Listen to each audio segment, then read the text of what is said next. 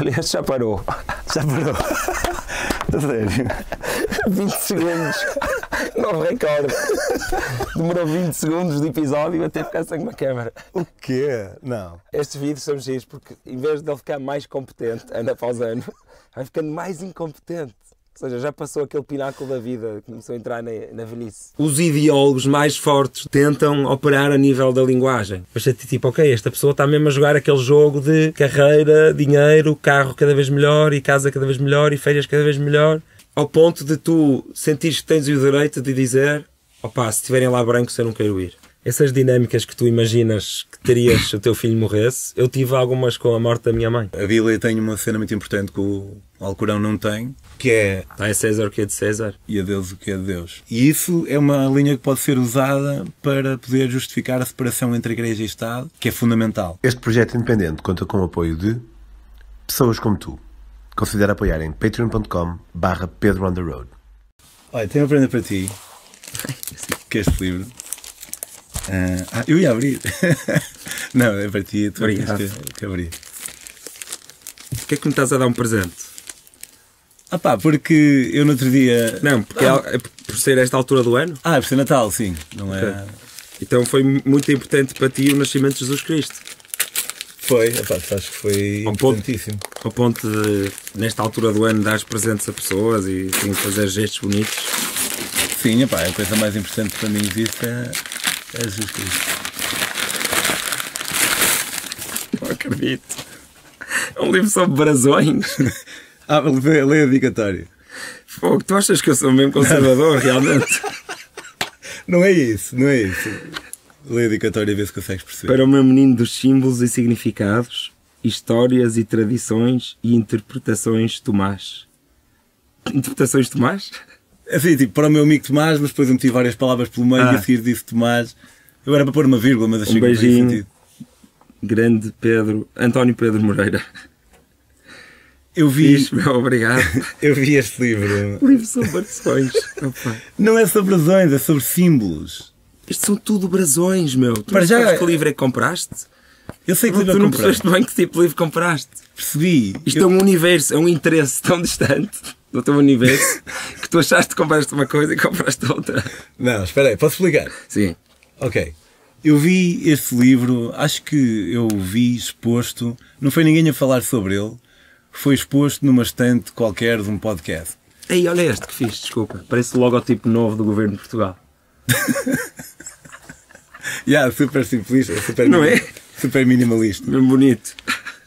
Eu vi esse livro e fui ver quanto é. Olha, pensei, vou dar ao Tomás com piada. Porquê? Por tu gostares de símbolos, e um brasão é um símbolo, não?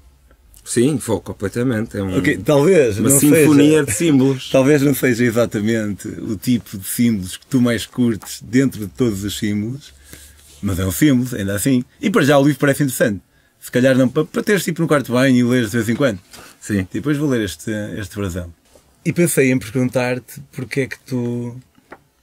Porque eu acho que nós, em termos de valor que damos a símbolos, eu e tu, estamos um bocado nos antípodas um do outro, mas acho que tu dás uma importância quase profética a isso. Porquê? Posso-te responder em 200 e tal páginas? Posso? Podes. Feliz Natal. Lindo. Obrigado. O que é que será?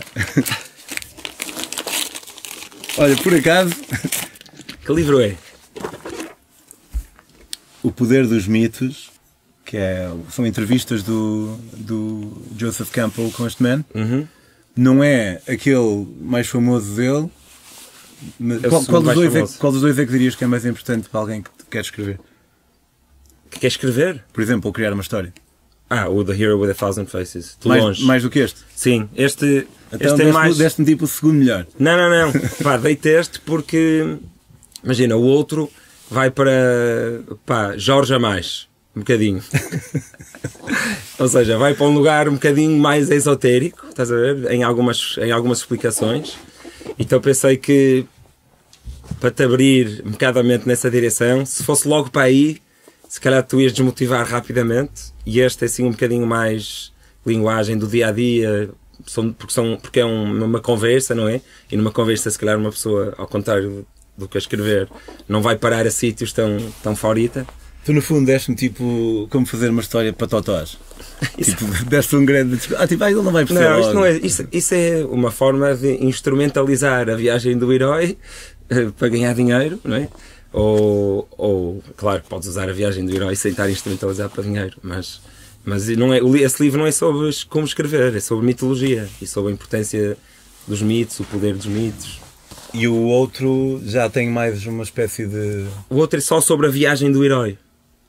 Ok. E vai usando a viagem do herói para falar de várias mitologias no mundo também, por exemplo, se calhar não rituais, passagem. Se calhar acho que estes livros são uma coisa um bocado diferente daquela que eu... Pois, mas a culpa é minha, sabes porquê? Porque uma vez eu disse que aquele livro sobre como escrever guiões, Story, de Robert McKee, sim, que é uma espécie de bíblia de Hollywood. Então, um dos meus filmes favoritos do Charlie Kaufman é o Adaptation, em que uma das personagens está a frequentar o curso desse Robert McKee. Pronto, é tipo a bíblia do screenwriting de Hollywood. E eu disse-te, se aquele é um... Se calhar falaste os dois no mesmo dia. Não, mas eu lembro como é que te expliquei. Eu disse, se aquele é um livro de culinária, não é? Como juntar as coisas, como fazer, este é como se fosse um livro de agricultura. De onde é que são os sítios e tipo, um nível de complexidade abaixo, de onde é que vem tudo isto? E acho que como eu te expliquei assim, se calhar tu ficaste a achar que era sobre escrita e não é. E eu acho que tu achas, e eu não é que discordo, mas não sinto o mesmo entusiasmo, acho que tu achas que tipo, o Rei Leão é uma das grandes histórias.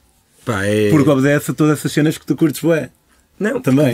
Dentro dos filmes de animação e não animação, eu acho que não há muitos que consigam representar a viagem do herói tão bem.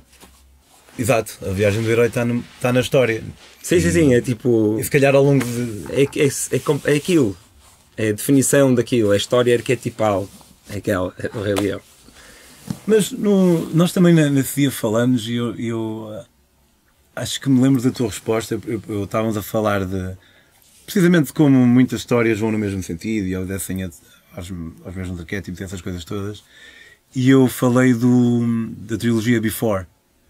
Tipo, a trilogia Before... Ok, tu podes dizer... O Before Sunrise romântico? Yeah, Before Sunrise, Before Midnight. Sunset e Midnight. Pode dizer-se que há uma espécie de crise, mas na verdade que há sempre a ameaça de que eles vão separar brevemente. Mas na verdade não há. Tipo, não obedece. Para quem não sabe, essa é uma trilogia do Richard Linklater, que começa a ser filmada em 2002, é com Ethan Hawke e a Julie Delpy, e eles encontram-se em Viena e não quero estragar, mas é um filme de que significa química.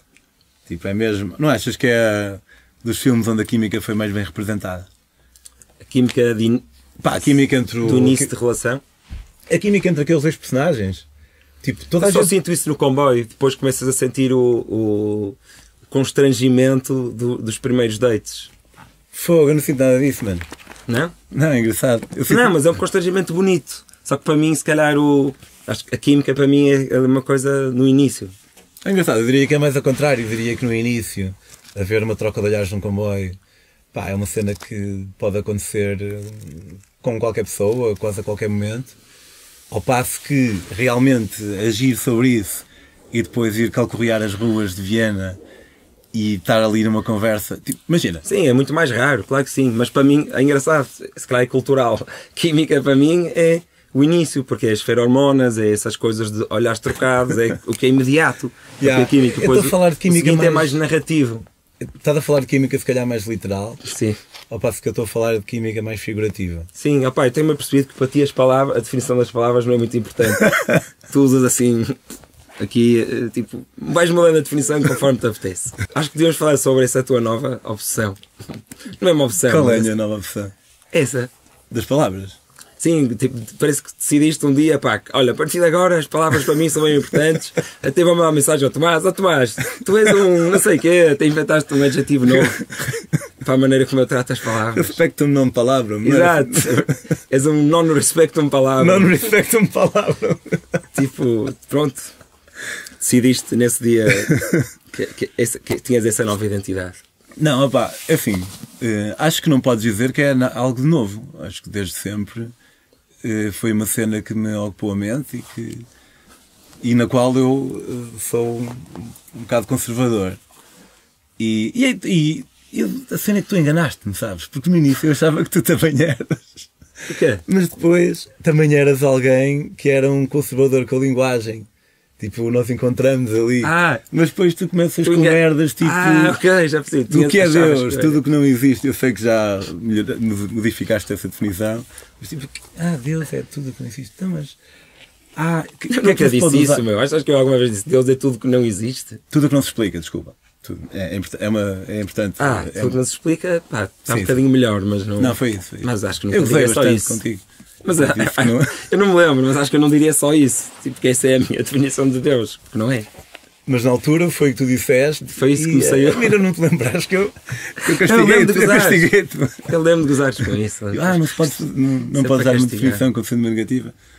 E depois, privilégio, tipo, que não gostas da palavra privilégio por causa de ter uma determinada conotação, aí é estares a escolher. Não, é verdade, eu gosto. Mas do seu sentido original, ou se quiseres, anterior, que foi um privilégio conhecê-lo, ou foi um privilégio poder partilhar esta tarde, ou este serão convosco. Ou seja, é um lugar de gratidão, não é um lugar de opressão. Mas, calma, não tem que ser um lugar de opressão, mas tu acho que admites que não é só uma questão de semântica, há pessoas que têm privilégio em relação a outros. Certo, mas imagina, o que eu estava a dizer era que gosto mais de dizer que sinto que tenho sorte, que tive sorte, ou que tenho sorte, do que dizer privilégio.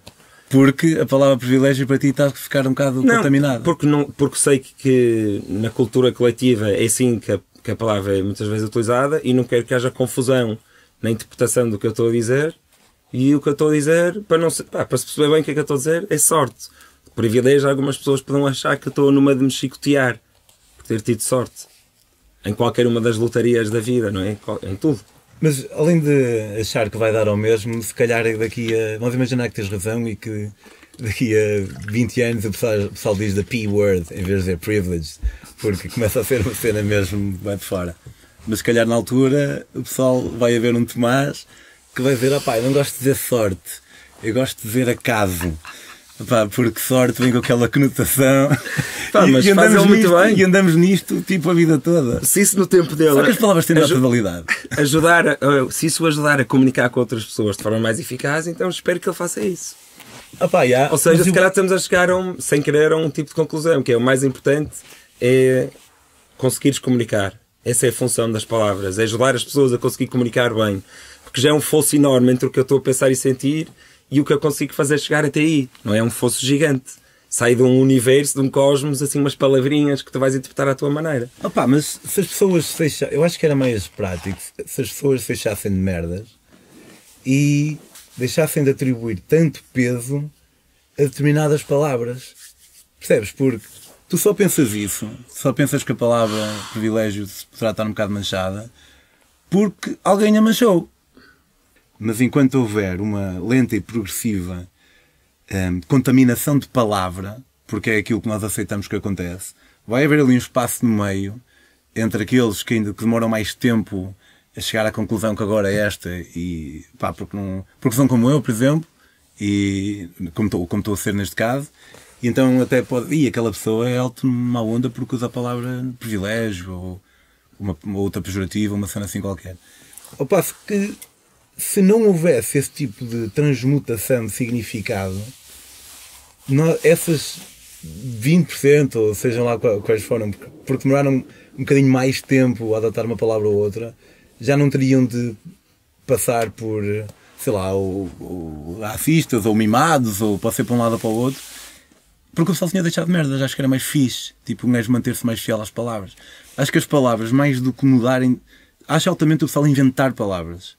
E eu próprio já tentei contribuir aí com algumas dos meus livros. Mas não é preciso as palavras mudarem. Podem acrescentar outras. Não, mas acabam por mudar. Privilégio é um bom exemplo. Porque o pessoal liga essas merdas. Pronto, mas não vais controlar o que é que as pessoas ligam ou não. Não, estamos aqui a filosofar, não é? Tipo, eu estou a dizer o que é que eu acharia que... Não, mas é natural o significado das palavras evoluírem. Concordas?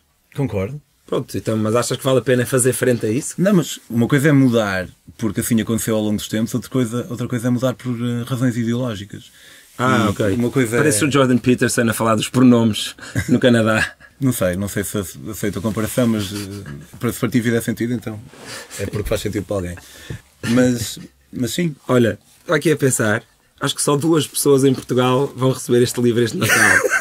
Eu, que eu recebi do Pedro on the Road, e o vice-presidente, porque o presidente já tem este livro, da causa monárquica em Portugal, que vai oferecer isto ao estagiário da causa monárquica de Portugal, porque eles se identificaram um com o outro e começaram meio a ter assim uma dinâmica meio pai-filho, e então ele este Natal vai vice-presidente da causa monárquica para o estagiário da causa monárquica, e Tomás Magalhães recebem este livro. Sabes que eu por acaso estive uma ideia parecida, eu pensei, juro-te, eu comprei isto no LX, e no LX foi 7€. E eu, quando comprei aquilo, eu pensei, eu aposto que esta senhora nunca pensou que fosse vender este livro. Eu aposto que ela deve ter ficado assim, uau, olha, o meu Manel bem dizia, e nós gozamos todos com ele, sempre, achas, Manel, foda-se, esta merda que encontramos no lixo. Está em grande condição o livro. Acho que está praticamente novo. Está novo. Mas não sei se chegaste a explicar com detalhe porque é que os símbolos são tão importantes para ti. Porque, imagina... Os símbolos não são assim tão importantes para mim. As narrativas, sim, a viagem do herói, os arquétipos. Os arquétipos são símbolos, mas são símbolos que, em vez de terem uma fotografia, são um vídeo.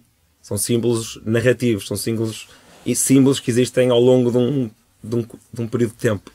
Eu acho que se calhar tu não sabes muito bem qual é a norma de preocupação de pessoas com símbolos. Então, se calhar, estas não são assim tão importantes para ti. Ok. Mas tu falas... Assim, não é que eu passo a vida a falar de símbolos, mas fala o suficiente para ter oferecido este livro. Percebes? Alguma importância ao meter. Mas sim, símbolos é um outro universo. Para além da viagem do herói. Claro que estão ligados, mas cada um deles é um universo diferente. A nível académico, pelo menos. Tipo, na vida real toda a gente tem uma... pensa nisso. Tipo, pessoas, dá para fazer um filme sobre a vida de toda a gente. Será que daria para contar essas histórias todas, enquadrando-as com flexibilidade, obviamente, mas enquadrando-as na viagem do herói? Todo este tipo de histórias diferentes, personalidades diferentes. Será que com um ângulo certo? Imagina, tens a viagem do herói, se quiseres, total, que é saíste do eterno, vieste aqui ter a experiência de consciência e voltas para o eterno. Essa é tipo a meta-viagem do herói, é a tua própria vida. E depois dentro dessa viagem do herói tens outras. E às vezes tens dentro de um próprio dia, ou numa interação, ou num desafio mais difícil no ginásio. Sim, mas vives ali uma pequena viagem do herói. A vida deles como um todo? Não, acho que a maior parte não. Tem mais a ver com essas viagens do herói, se calhar de resolução mais baixa. E a nossa? Desafios do dia a dia. A nossa não sei, porque ainda só tenho 36.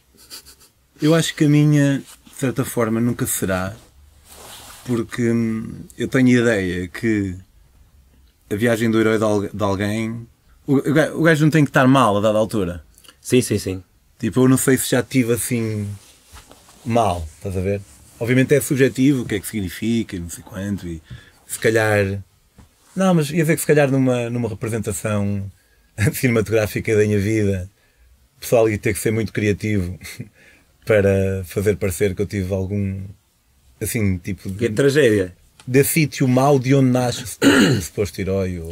Não, há muitas vezes essa cena do herói que vem da lama, mas dentro da viagem do herói em si, acho que não é obrigatório que ele viva uma grande tragédia. Tem sim que ir sempre parar ao submundo, ou à barriga da baleia, ou a um lugar escuro debaixo da terra, não é? Normalmente não, há sempre uma passagem por esse lugar, senão não é viagem do herói. Mas não tem que necessariamente ter assim uma grande tragédia. Há bocado estava-te a comparar com o Jordan Peterson, por causa daquelas palavras que ele também defendia que não se mudassem as palavras, não é? No caso dele, os pronomes, ou não se obrigasse a usar um pronome, porque acha e sabe, porque a história está cheia disso, que os ideólogos mais fortes de uma certa cultura e comunidade tentam operar a nível da linguagem e de mexer nas palavras e tentar mudar significados de palavras. Isto não são teorias da conspiração. Há ciência sobre isto. O problema dele não era tanto com a linguagem em si, mas porque na altura, hoje em dia duvido, mas na altura eu ouvi-o a dizer que ele trataria tipo uma mulher trans como por ela. Aquilo contra ele se insurgia era ser obrigatório. Era a imposição disso mesmo. Portanto, eu acho que ele, pelo menos aí, não estava tanto a falar da... A cena dele não era tanto com a linguagem, era mais com a obrigação de uma cena. Até porque não há linguagem a ser inventada. Quando muito poder-se argumentar que o seu valor está a ser diluído por haver gente que acha que aquele ele realmente não é um ele. Espera, não há linguagem a ser inventada? Claro que há. Neste caso, o Jordan Peterson, o problema era só binário, era ele ou ela. Não. Acho que não havia a cena do day. Já havia 300 géneros. Tu é que não estavas a acompanhar tanto na altura. Não, estava. Havia Zer, Zay, Sher, já havia uma data. Mas não estava relacionado. O problema dele não era por aí. Eu acho que era só. Ok, mas existiam. Mas sim, é um campo onde se inventam muitas palavras. Inventar palavras, para mim, não pode ser positivo. Mas e destruir outras, por exemplo. Destruir outras já não acho que não é tão fixe. Pois, imagina, dizer, ou tentar mudar radicalmente uma palavra como se está a tentar fazer desesperadamente com a palavra racismo. Em que de repente não existe racismo de uma pessoa, de uma minoria para uma pessoa de uma maioria. Só existe racismo se for o contrário. Ou seja, em Portugal um preto não pode ser racista para um branco, é impossível, isso não existe. Não existe racismo inverso. Racismo inverso não existe. Porque como tu disseste bem uma vez, sim, só há racismo. Seja de um branco para um preto ou de um preto para um branco. Eu concordo com a frase, racismo inverso não existe. É tudo racismo. Essa foi muito boa. Obrigado. Opa, mas ser aqui um bocado advogado do diabo, ok? Há muitos tipos. Se nós usássemos apenas a palavra discriminação, poderia ser um bocado mais desvalorizado, porque há vários tipos de discriminação e podemos concordar que alguns são bem mais toleráveis do que outros. Ao passo que racismo é um tipo de discriminação das piores que existe, em termos de não só de efeito como de números que acontecem por aí. Então, se calhar, fazer com que racismo passe a ser um tipo de discriminação que só pode acontecer de uma forma, isso pode trazer luz um bocado, nem que seja um bocado à lei da força, de palavra, trazer mais à luz a gravidade daquele tipo de discriminação.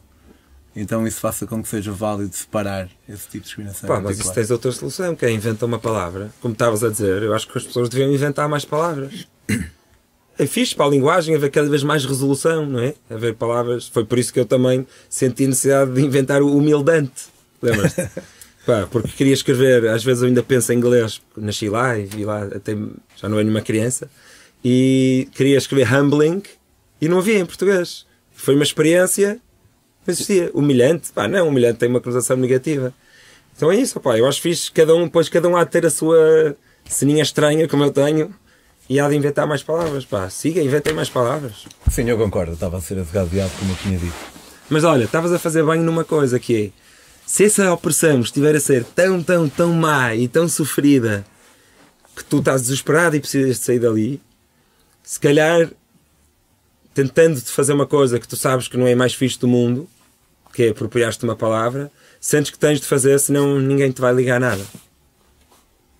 É tipo a tua única maneira de tentar chamar a atenção. Assim, é algo que eu, não só esse, como o que eu disse, são argumentos que eu posso conseguir perceber que, primeiro, não é com uma má intenção. O ódio de afrodescendentes para com brancos, especialmente tipo na cultura dos Estados Unidos da América atualmente e também no Reino Unido, é super tolerado, ao passo que o oposto não é tolerado de todo. Dá exemplos. Já te vou dar. Mas tipo, obviamente o que eu acho é que não se devia tolerar nenhum. Exemplos posso dar de um livro que eu li que eu ouvi há 2 semanas, um mês, Madness of Crowds. Já é familiar? É um livro? É um livro do Douglas Murray, deves saber quem é o Douglas Murray. Sim, já me falaste, nunca li.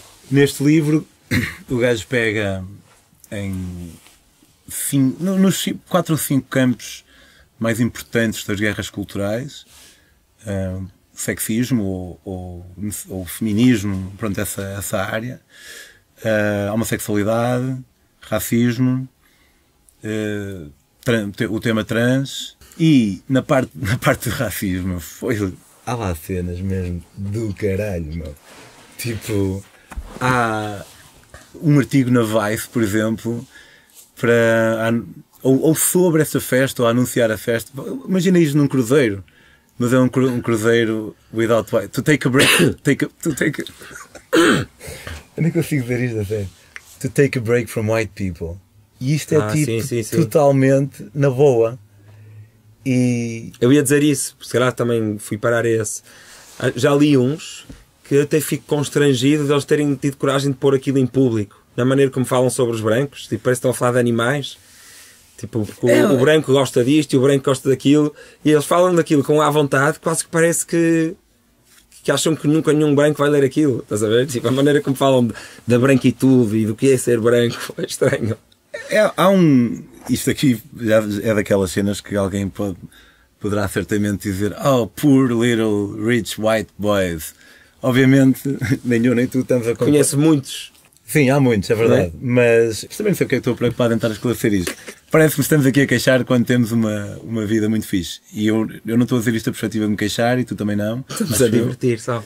Mas eu estou num ponto de estupefação e de não curtir, mas também ao mesmo tempo não influencia a minha vida, não tem nenhum tipo de repercussão negativa, só não curto mais de uma maneira ideológica. E aí já percebo que seja diferente, porque muitas vezes quando é ao contrário, tipo pretos que são vítimas de racismo, isso realmente são cenas que acerca das quais eles não leem nas revistas, acontece. Apesar de tanto eu como tu, em circunstâncias diferentes, já termos sido vítimas de racismo, a mim foi uma vez, a ti se calhar foi para aí 2, não se compara com o número de vezes que alguém é capaz de sofrer racismo. Ainda assim, é racismo. Tipo, tu estares... Houve um gajo agora na Inglaterra que... Eu não sei se ele pediu baixa, pá, só... Investiguem, mas... Sei que o gajo queixou-se que acho que era na BBC, que ele não estava a conseguir lidar com tantos brancos na redação da BBC. E tipo, a BBC é das empresas do Reino Unido que mais diversidade tem muito mais pessoas não brancas do que a percentagem de pessoas não brancas do país. Mas este gajo pode dizer isto e não é visto como mau. Olha quão rapidamente isso chega ao racismo do pior que há. Ensinam-te que o branco é um símbolo, lá está, da maldade, e que está na presença dele, pá, é normal se te sentires mal à volta dele, ok? Incutem-te isto na cabeça, ao ponto de tu sentires que tens o direito de dizer: opá, se estiverem lá brancos eu não quero ir. Que é das coisas mais racistas que há, como estás a dizer, supostamente um lugar de vulnerabilidade. E os brancos dizerem assim, ok, pá, faz sentido, eu percebo. E os brancos dizerem... isso ainda é mais estranho. Vivemos num mundo um bocado estranho, Pedro. Tendo lido o livro de Douglas Murray, como o anterior dele, que era sobretudo sobre imigração na Europa, é um gajo que eu curto porque ele tem ideias muito diferentes das minhas, mas é um gajo fixe para sair da câmara de eco, porque até agora não vi assim a ser desonesto intelectualmente. Posso não curtir nada que ele está a dizer, mas há ali um certo método. Eu acho que o que tu curtes nele também é o patois. Ele tem um poder de oratória fora de série. Sim, para mim às vezes é um bocado arrogante desnecessariamente. Tipo, não tão quando elegante. vai assim na cavalgada, quando vai lançado, está a fazer um build-up, às vezes também sinto que vai um bocadinho longe demais. Acho que não tem tanta classe como o Hitchens. Sim, mas o Hitchens também me dava assim umas bocas assim sujas, Mas feias. eu não sei se o Hitchens tipo, Mas chamava mais nomes subtis. a alguém. Eu já ouvi o Douglas Murray chamar... mas mandava bocas feias assim mais subtis. O Hitchens. Mas mais sutil, logo mais classe. Mas era feio. Não sei, de todo modo... Eu gosto do Hitchens, assim, a um nível superficial, nunca li nenhum livro dele. Quero muito ler o livro que ele escreveu enquanto estava a morrer. Já leste, depois eu vi em tua casa. Mas é isso, quando vejo, já vi muitos vídeos dele, e muitas vezes tem ali uma maldadezinha que eu não adoro, mas o resto é incrível. Não sei se ignoraste isso de propósito, mas eu já te dei um livro do Hitchens também. E tu nem leste, nem sequer o referiste agora. Não, mas eu pensei nele no início. Então ignoraste mesmo de propósito, para magoar. Sim. Pensei, fogo. Vai ser doloroso admitir que me lembro. Então vou fingir que não me lembro. Não, está tudo bem. Este gajo faz-me... Mas tu ofereceste-me que era meio biografia dele. É o Hits 22. Pois. Este gajo, o Douglas Murray, por exemplo, obviamente uma pessoa esquece muito do que lê, mas tendo ouvido, porque eu ouvi os livros, não os li, antes do Madness of Crowds, o The Slow or The Strange Death of Europe, fez-me perceber melhor, por exemplo, malta que tem uma ideia de imigração diferente da minha. Que agora é a tua nova verdadeira. Não mudou a minha maneira de pensar acerca de imigração. Tu não eras daqueles que dizia sim, toda a gente de todo o mundo devia poder vir para cá de forma eu limitada. Nunca, mesmo antes de pensar, se calhar antes de pensar a sério nas coisas, quando era adolescente talvez, mas por acaso eu acho que o Fábio me perguntou isso no outro dia, eu pensei, fogo, eu emano a ideia de um gajo que acha que o melhor para a sociedade era simplesmente eliminar-nos das fronteiras todas. Não. Eu sei que não. Porque isso nunca funcionaria. Mas achas que há muitos adultos que têm esse tipo de naivete? Eu tenho ideia e eu quero frisar, eu tenho ideia, porque eu não me lembro especificamente, mas como também não é um insulto, eu vou dizer, mas eu tenho ideia que a Raquel Varela, sabes quem é? Sim. No último Apaga a Luz, eu tenho ideia que ela já falou em fronteiras abertas. Pode ser que para ela abertas, pode ser que esteja subentendido que feito de uma maneira legal, que seria legal porque era só abrir. Que já não era abertas. Pois, pode ser que esteja subentendido ali uma cena qualquer que não está a escapar. Mas não só nunca fui, como não mudou necessariamente a minha opinião, mas fez-me perceber muito melhor, o julgar muito menos, quem tem uma preocupação que eu não tenho. Mas que é cálculos matemáticos de se cada muçulmano, em média, isto é facto, tem 4 filhos e cada ocidental um filho, passado de X anos ou X gerações, não é isso? Aí está, ele por acaso acho que não falou disso. Isso também a mim não me preocuparia necessariamente. Eu não quereria que a nossa cultura portuguesa se transformasse tipo, no espaço de 100 anos num país muçulmano. Uma razão muito que está acima de outras todas é o facto de, à partida, um país muçulmano será um país muçulmano oficialmente. A Bíblia tem uma cena muito importante que o Alcorão não tem, que é dá a César o que é de César e a Deus o que é de Deus. E isso é uma linha que pode ser usada para poder justificar a separação entre Igreja e Estado, que é fundamental. O Corão não tem isso. Se calhar faltou a aula de criação de religiões, no curso de criação de religiões, ele faltou naquela aula. O pai disse-lhe, olha que se faltares, depois eu dou o tempo para apanhares em casa. Ele não é nada. Depois, há um gajo lá muito bom que tira bons apontamentos, que foi o gajo que criou o cristianismo. Mas pronto, não apanhou essa. E olha, cá estamos. Passado... É por isso que existe Chega. Anos. É porque esse gajo não foi essa cadeira. Yeah. Então isso... Mas ao mesmo tempo eu acredito e... Não é acredito tipo uma crença, é aquilo que eu pareço observar. Reconhecendo ao mesmo tempo que há bairros em algumas cidades europeias que são mesmo predominantemente muçulmanos, por exemplo. Mas também observo uma aculturação, ainda que o pessoal continua a ser muçulmano e tudo, ao longo de gerações, também noto uma aculturação, para mim é fixe. Já alguma vez pensaste se há culturas melhores que outras? Já, por acaso pensei recentemente. Fomos parar aí, não sei se percebeste. Disseste que não gostarias que isto de repente fosse tudo muçulmano, não por ser uma cultura diferente, mas porque em média, se calhar moralmente, seria um lugar pior. Sim, epá, acho que é verdade, não tenho peso em dizer isso. Lá está, por essa razão em particular e porque, a meu ver também, e esta aqui, uma cena bem mais subjetiva, para mim a outra é quase uma cena de princípio fundamental, mas também está relacionada com a segunda, que é, imagina que era na mesma um país religioso, mas que eu por acaso gostia bué. Se calhar eu ia dizer exatamente o contrário, tipo aqueles ali, e eu não estou com isto a relativizar, mas eu não acredito em ti.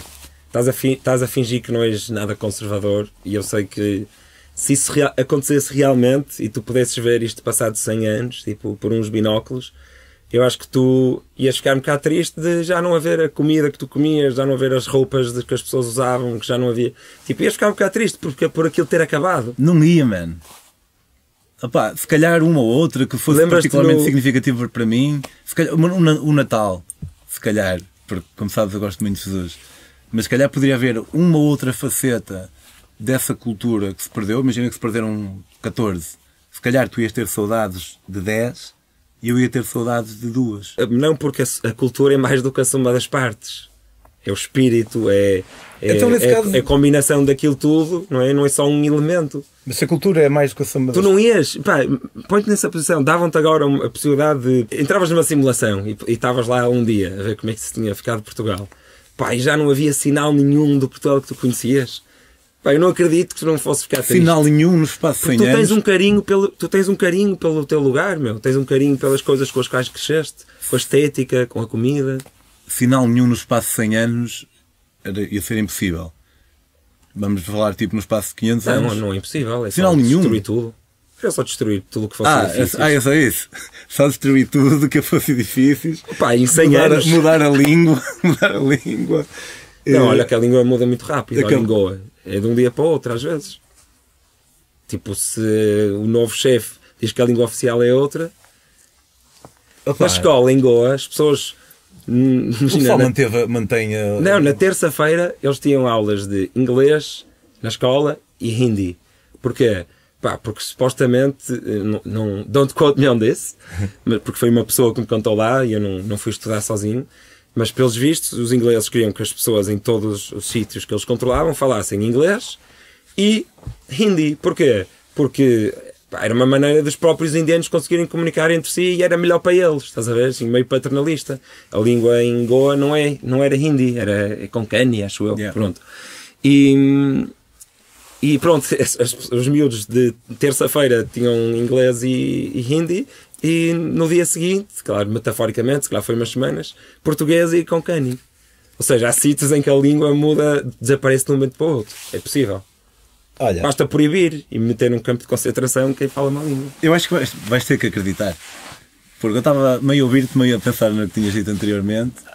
E... que não acreditava que tu não ficasses triste. Yeah. E enfim, é infalsificável, não é? Nós nunca vamos saber. Tens é que acreditar na minha palavra e tu no teu íntimo provavelmente vais dizer assim, está bem, e depois vais pensar, ele está a se enganar ele mesmo. Mas eu acho que estás a enganar a ti mesmo a dizer isso agora. Eu não acho que fosse... Pá, se calhar podia sentir alguma nostalgia ou assim, mas eu não tenho assim um apego particular, ou pelo menos tão exacerbado, em relação à minha cultura, senão a maneira em que isso permite às pessoas ter a melhor vida possível. Portanto, se a minha cultura mudasse, se daqui a 500 anos eu olhasse para trás, ou daqui a 100 anos, e o pessoal tivesse essa mudança na cultura, fizesse com que o pessoal andasse mais triste, mais fedido, a morrer mais, não sei, podes dizer-te os parâmetros. Aí eu poderia sentir isso. Não, é só cultura. É importante excluirmos isso. Sim, só cultura acumulada. Nível de vida é igual. Não acho que não ia ser assim. Opa, isso é muito estranho. Se calhar tu és um bocado psicopata. Eu não te afetas às coisas. Imagina que tu tinhas um... Não, mas tu podias ter dito budista, mas em vez disto, não me apego às coisas. Diz psicopata. Foi ser psicopata. Não, porquê? Porque imagina que tens um peluche que te deram com um ano E tu, pá, deixaste de usar o peluche aos 4 ou 5 anos, mas ficou sempre ali no mesmo canto do teu quarto, onde tu cresceste com os teus pais, e aquele peluche estava ali durante a tua adolescência, tipo, todas as dificuldades, não sei o quê, não sei o quê. Já não tinha muita importância para ti o peluche. Não ganhavas um carinho especial àquele peluche, por ter sido o que teve ali sempre contigo aqueles anos todos? Sim. Mas não acho que seja comparável. É isso vezes 1000, é tudo. Não, porque imagina, o peluche tu podes... a tristeza que tu poderias sentir com a sua perda é uma cena de... pode acontecer ou pode não acontecer. Ok? Tu podes perdê-lo ou podes não perdê-lo. O que é o carinho? Estamos a comparar aqui o peluche com a cultura e a maneira como nós sentimos com a perda de cada um deles. Sendo que aquilo já foi muito importante e presente na tua vida durante muito tempo. Podes perder ou podes não perder. E com a cultura não é binário. Tu vais sempre perder. Tipo, tu sabes que a cultura, mais cedo ou mais tarde, está em constante mudança, não é? Sim, mas o peluche também sabes que pode desaparecer mas um o dia da tua pode vida. Desaparecer. Posso tê-lo até à morte. Não vais, é um tipo de tristeza diferente. Não há e a minha cultura também posso tê-la até à morte. É impossível. Porquê? Se acontecer isso... É só ver conservadores suficientes. Se acontecer isso é porque estás mesmo debaixo de uma ditadura, então as pessoas estão mais tristes. Porque mesmo... Não, estou a falar de dá-me os conservadores todos, meu. Dá-me um governo de maioria de CDS. Tipo, gosto de acreditar que a nossa cultura continuaria a mudar. Porque se não estivesse a mudar, caralho, tínhamos de estar mesmo muito fechados. Não é? É inevitável a cultura mudar. Sim, mas isso não impede que tu consigas, dentro dessa cultura em mudança, ter uma subcultura. De quê? Subcultura que disse, olha, nós curtíamos Portugal, há pessoas que curtem Portugal cultural de 1500, 1600, 1700. Olha, nós curtíamos aquele Portugal cultural de fim dos anos 90, início de anos 2000, grunge.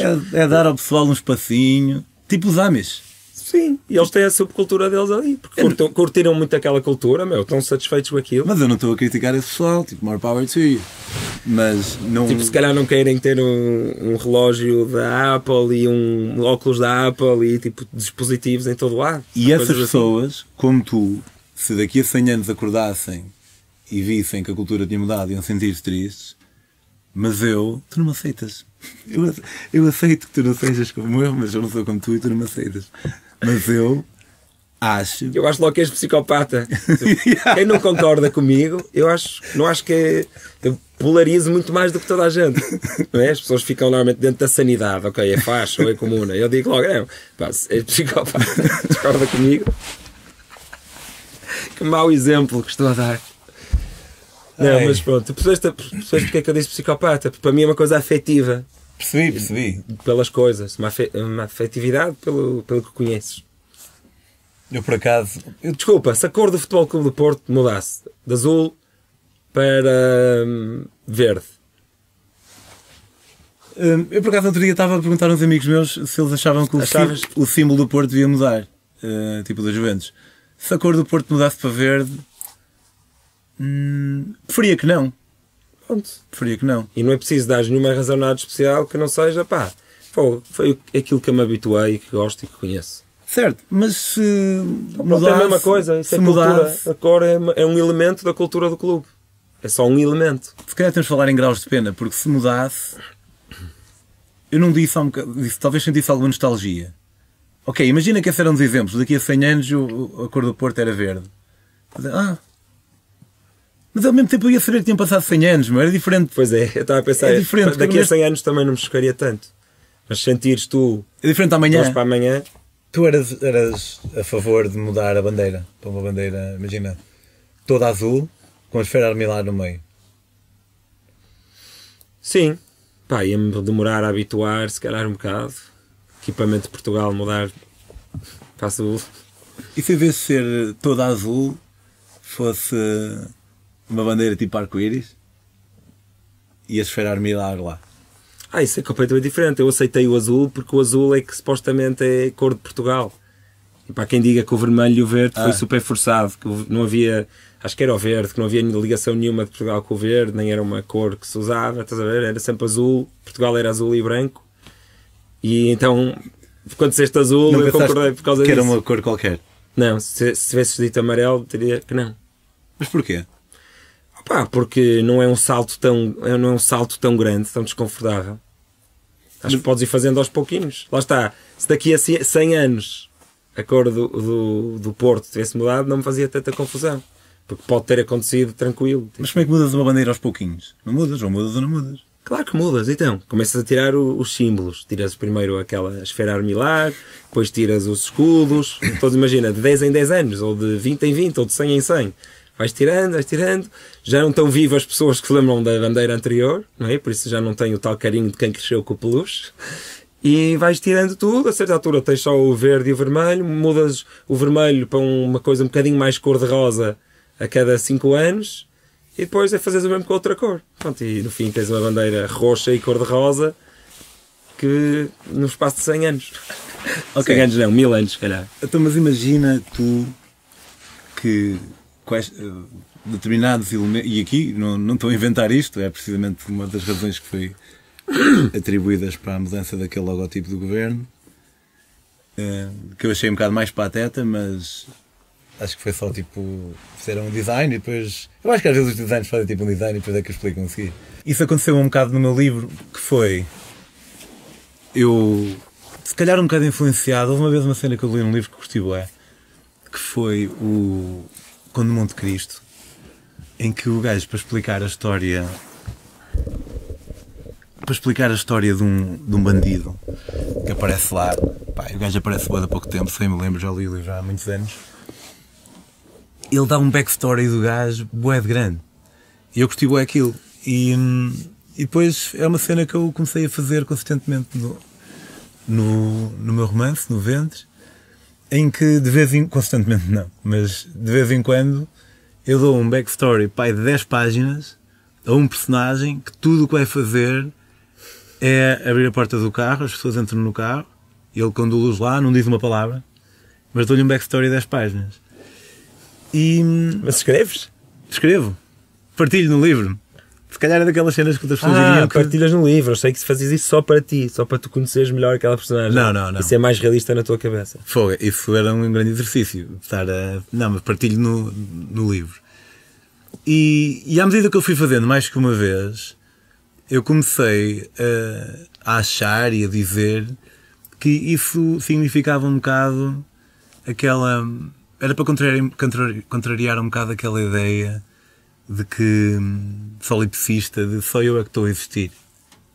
Tipo, aquele pessoal que às vezes, aquele clichê da malta que se calhar começou a pensar pela primeira vez e vai para o metro e vê as pessoas todas sorumbáticas no metro e pensa, olha para estes zombies todos.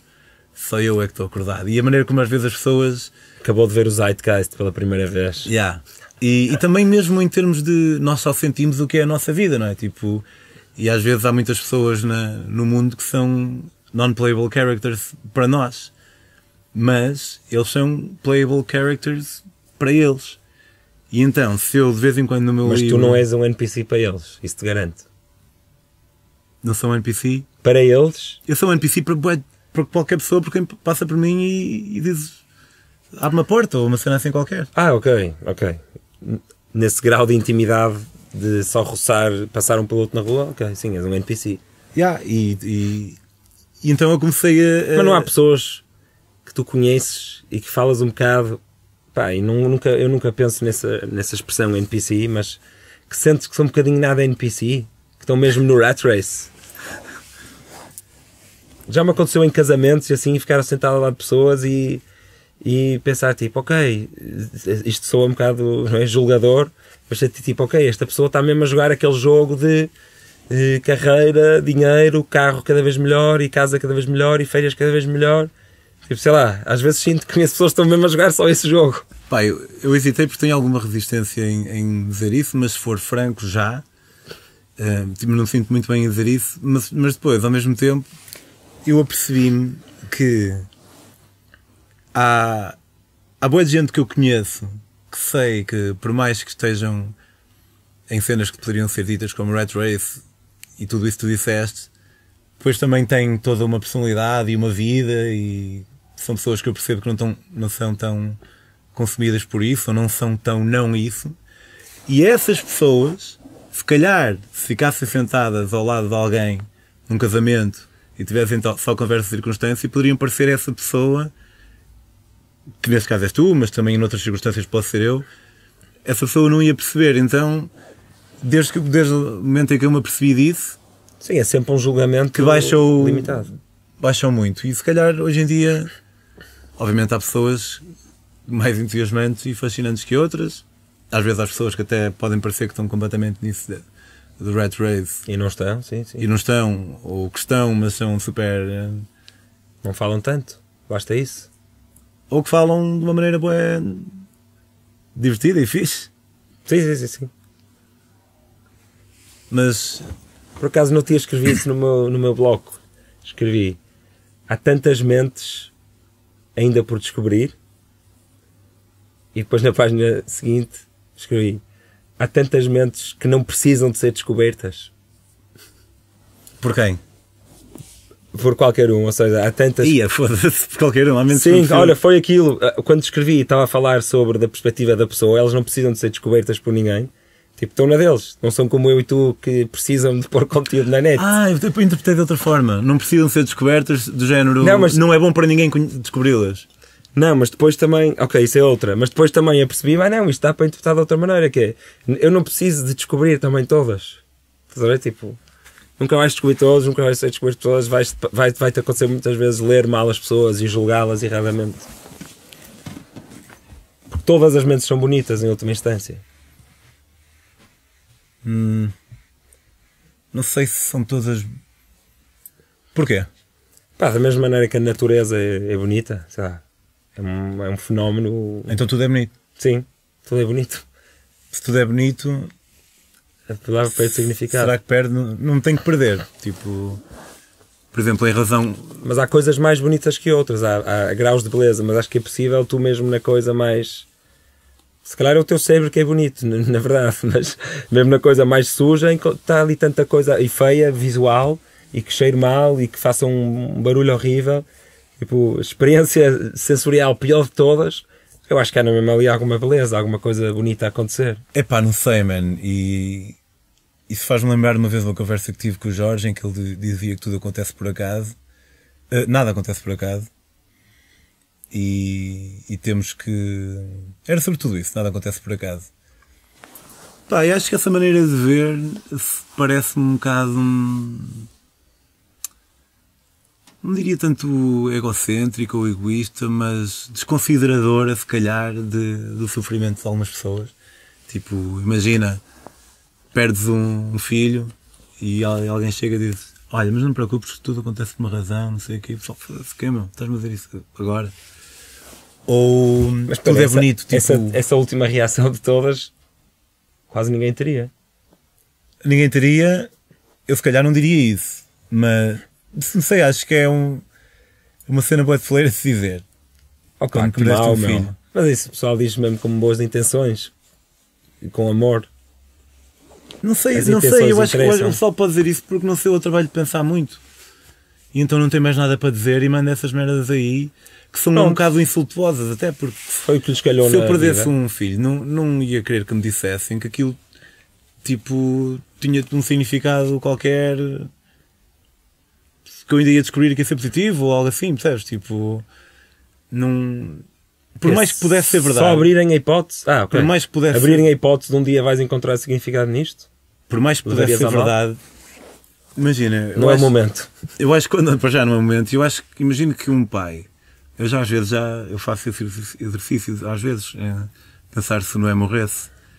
E eu sei que eu imagino que eventualmente não fosse assim, passado algum tempo, mas eu tenho a certeza que durante algum tempo eu ia achar, tipo, eu preciso ficar triste para sempre.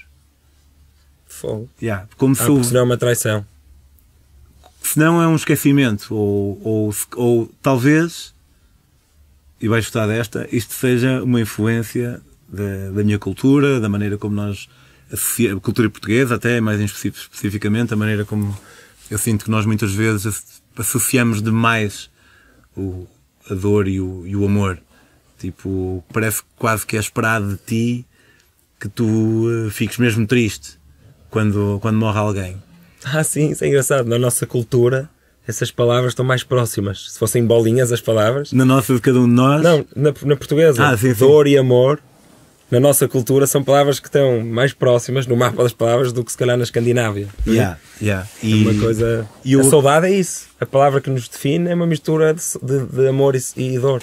Eu acredito que essas bolas possam estar completamente separadas, em que, imagina, no limite, um monge sem apego e tudo mais, mas se calhar pessoas que não precisam ser tão iluminadas. E eu acredito que isso é fixe, porque quanto menos dor, melhor. Né? Se não implicar uma diminuição do amor.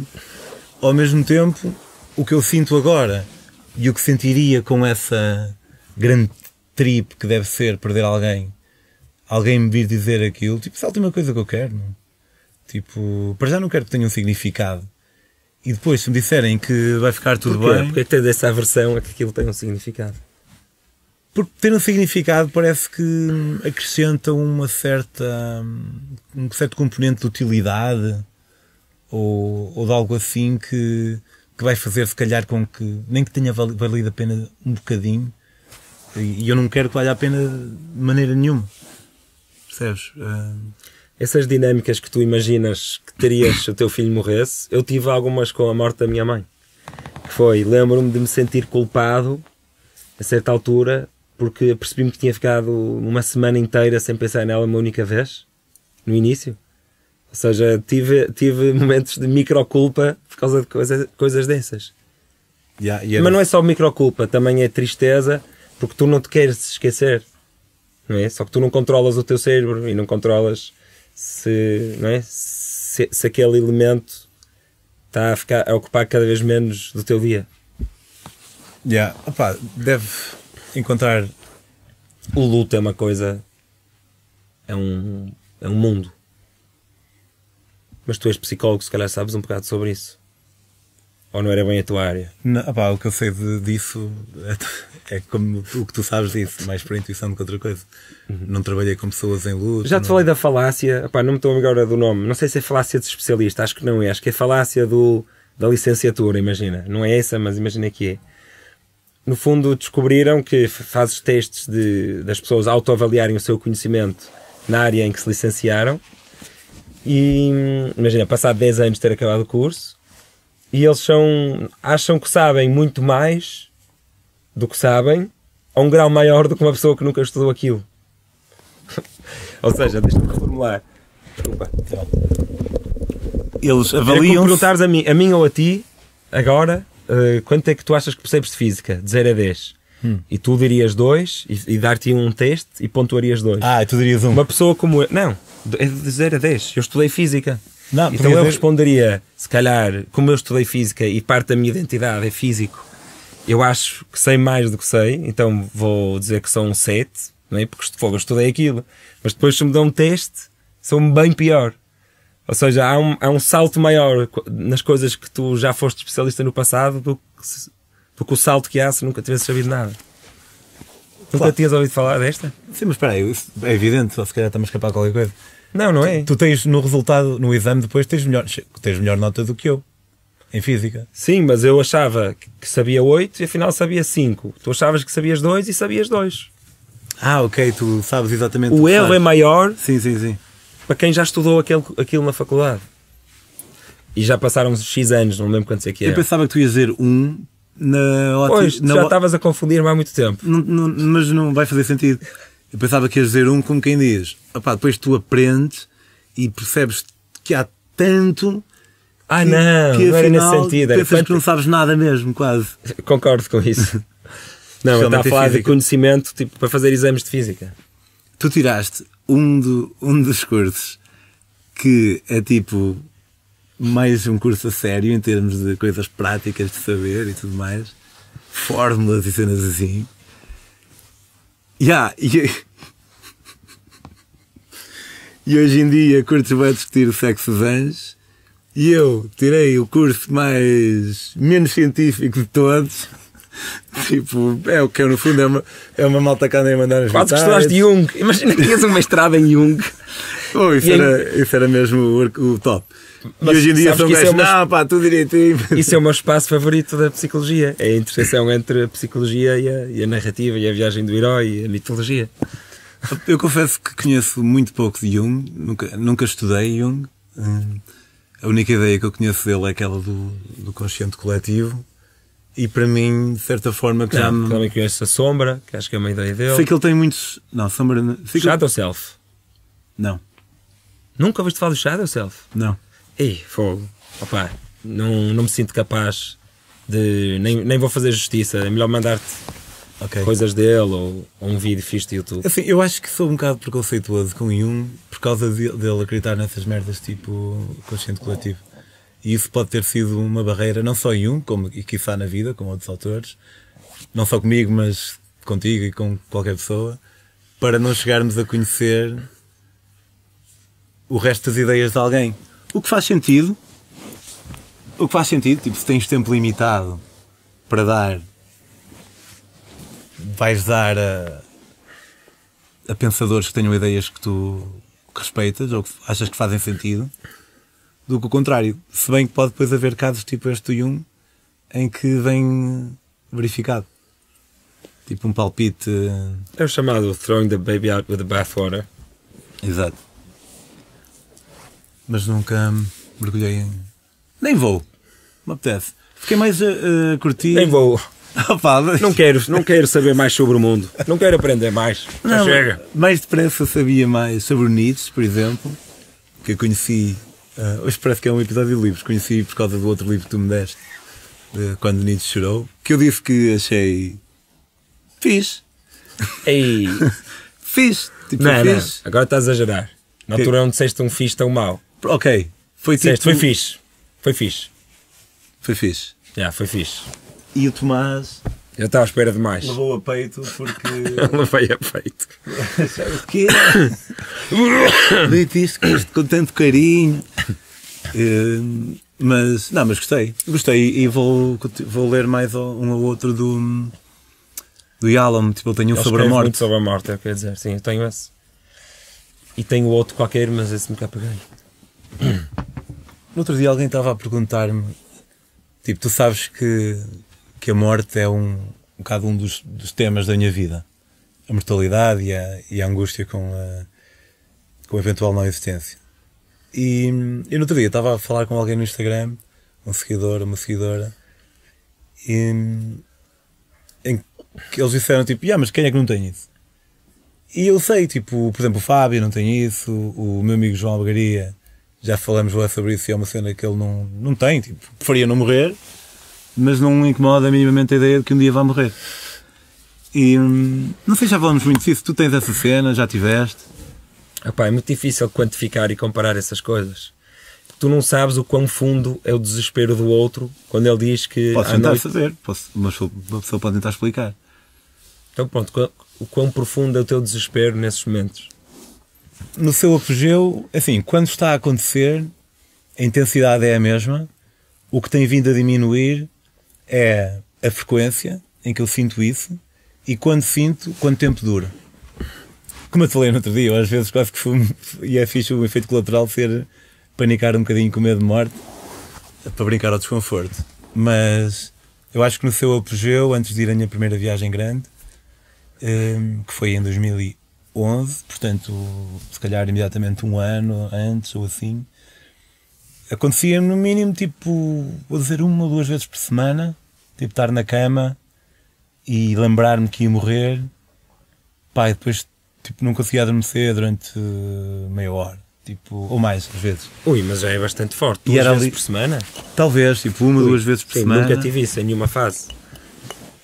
Não? Não. Acho que o mais próximo que tive disso foi na Bélgica, no primeiro semestre. O meu mestrado foi um ano na Bélgica, um ano na Holanda. O primeiro semestre do primeiro ano foi difícil, pá, porque de repente cheguei lá e já estava muito frio, muito cinzento, pá, não conhecia absolutamente ninguém, a minha casa era escura, só tinha uma janela que era virado para o interior e que tinha prédios, então havia tipo 10 minutos do dia em que o sol estava entre o prédio e a parte de cima da janela. E, não sei, tive ali um momento em que se calhar pensava um bocadinho mais do que normal na morte, mas pá, nunca, acho que nunca, se calhar é forte, mas se calhar no pior mês desse primeiro semestre, se calhar o meu máximo dos máximos foi pensar 2 vezes por semana. 2 vezes por semana durante quanto tempo? Durante pá, um mês. Ok. mas também tem o seu que é da intensidade. Olha, mas sabes o que é que eu acho que me acontece agora? Se calhar é falta de curiosidade, mas às vezes isso aparece-me e eu penso de género, opá, agora não. A sério? No sentido de, eu sei que se agora for por este caminho pode ser fixe, mas vai ser difícil e duro, e então às vezes não me apetece tipo, ter isso, e consigo cedo dizer tipo, não, pá, agora não. Para mim nunca é fixe. Tipo, não quereria perder parte da angústia existencial que tenho. Não quereria perder toda. Queria manter sempre alguma parte, porque acho que também pode ser uma parte importante para me impelir a viver com um bocado mais intensidade. Porque talvez isso de uma maneira inconsciente, ou consciente, não sei, essa noção de finitude pode fazer com que eu queira viver esses poucos momentos de uma maneira mais fixe e com significado e com uma cena que vale a pena. Portanto, não quereria perder toda, mas de cada vez que tinha, e já há muito tempo que não tenho assim esse tipo de cenas. Mas é engraçado, pá, agora estava a imaginar sem querer dizer que sou melhor do que tu, parece-me que tenho a morte controlada, porque eu estava-me a ouvir a mim próprio a dizer aquilo, está a dizer, pá, mas então estás a reprimir, não é? E as patologias vêm todas de reprimir coisas. Depois pensei, não é nada esse o sentimento, é mesmo de quem está controlado, como se fosse um cão, estás a ver? Cão veio e não estou a reprimir, digo só tipo, agora não, estás a ver? Enquanto que se calhar alguém que não consegue controlar o cão, pá, o cão vem e tu não consegues controlar. Posso ir buscar de propósito o cão, posso chamar e decidir agora sofrer com isso, se eu quiser. Eu acho que estou a chegar aí. O máximo de sempre, como sabes, foi no Gabão, quando fui parar aquela tribo e fiz de xamã e mandei iboga. Muito. É a melhor história dele. É a minha melhor história. Tu concordas? Claro. Fogo. Opá. Pois, não sabia que concordavas assim tão imediatamente. Essa história tem tudo. Meu Deus. Essa história tem tudo. Mas acho que aí foi o máximo. Isso foi uma viagem do herói, já agora. Por acaso, há um bocado quando estávamos a falar nisso, eu pensei nisso. Se qualificaria. Eu fui mesmo às profundezas. Põe o link aqui para o vídeo. Não é vídeo, foi no livro. Foi no livro, mas há um vídeo meu no YouTube. Mas não é tão bom. Mas tipo, eu ainda estou pintado. Eu sei, é logo a seguir. Mas não é tão bom. Pronto, não importa. Aí eu acho que nesse momento eu fui ao mais profundo do desespero que eu alguma vez tinha conhecido e alguma vez voltei a sentir, sem parar, desprovido de qualquer luz. Foi como se eu tivesse sido desfeito e fosse mesmo muito desagradável. Imagina, tudo era desprovido de qualquer tipo de sentido ou significado. Sim, estavas no meio da África, mais longe de casa. Uma tribo, meio da floresta. Longe de toda a gente que tu conhecias. Drogadinho. Até uma crise existencial. Paranoia máxima com a morte. E em cima disso, as pessoas da tribo, tu nessas alucinações, as pessoas da tribo irem ter contigo desesperadas a pedir-te visões. Visões, desesperadas é um bocado exagero, mas... Não, mas tu dizias que eles insistiam imenso, não deixavam dormir. Toda hora, não me deixavam dormir, não me deixavam plantar. Imagina, estás a ter uma bad trip, isso é a pior coisa que pode acontecer. Mas sabes que eu estava a pensar no outro dia, se me permites aqui este desvio e este autoelogio, eu estava a ter a pior experiência da minha vida, mas eu não me basei, não fui beber água, porque ao mesmo tempo eu não os queria deixar ficar mal. Porque eles tinham investido em mim para... Moralidade. Não, pá, eu só... E era mesmo por aí, tipo, tudo o que eu queria era estar sozinho e beber água e meterem bom respeito a eles.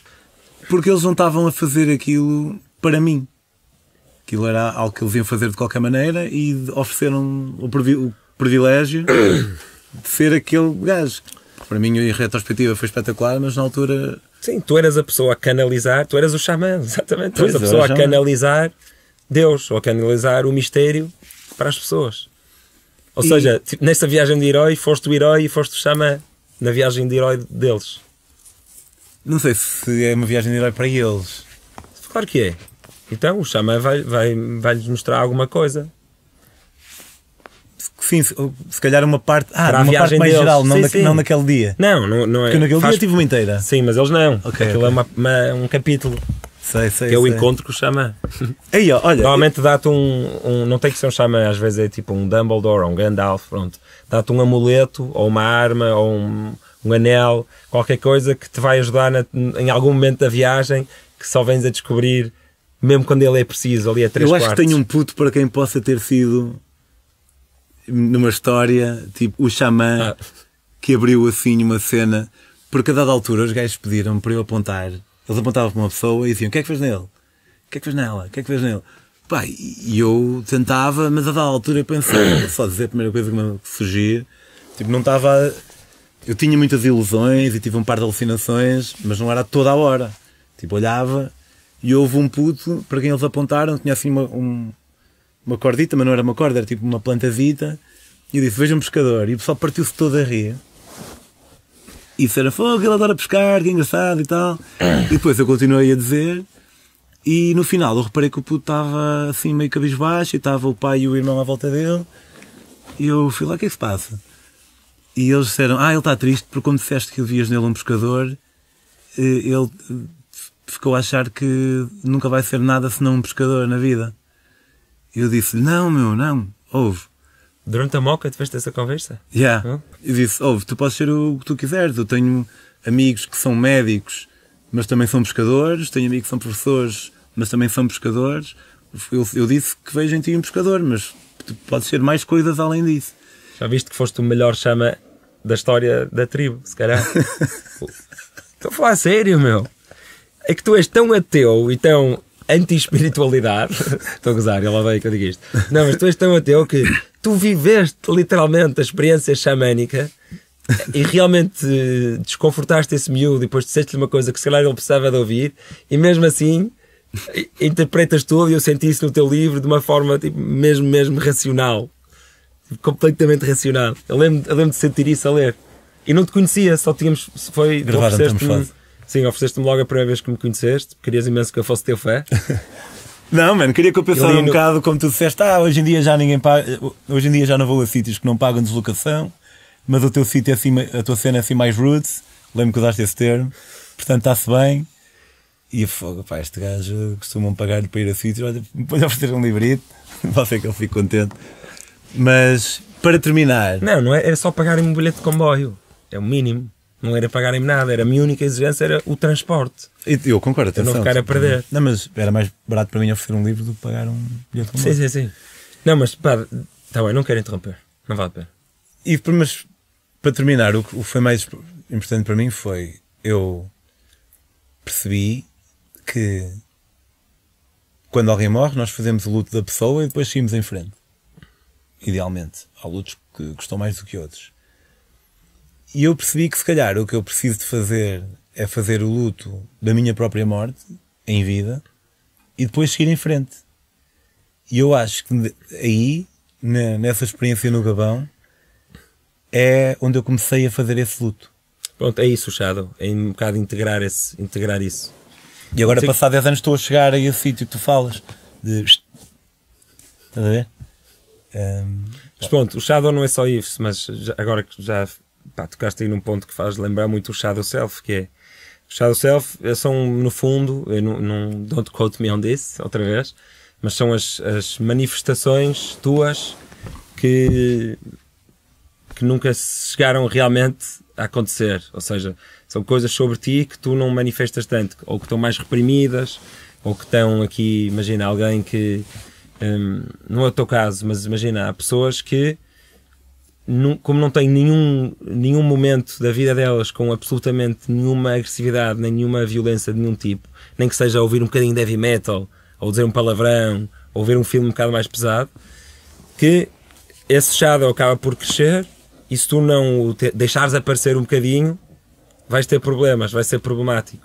Então a ideia de Integrate Your Shadow Self é isso, vai buscar essa escuridão toda, as coisas das quais tens vergonha, as coisas das quais tens medo, traz para a superfície e tenta integrar com ela, para ela não crescer tanto ali sozinha. Eu pensei nisso com o sentimento de inveja, por exemplo. quando eu comecei a reconhecer mais que era um humano como os outros e que também era passível de sentir inveja, eu apercebi-me da utilidade de não agir como se fosse superior a ela, simplesmente deixá-la aparecer e observar. O que tu falaste, acho que disso nós já falamos disso várias vezes, e eu acho que tu falaste disso com a Mimi Freud no Despolariza, de observar a inveja. Observar a inveja, sim. Yeah. E sim, porque senão vai entrar de qualquer maneira, mas em vez de entrar pela porta, parte da janela. É isso, boa. Olha, esperamos que tenham gostado. Acabou já aqui em modo freestyle, com o Tomás ali quase num canto.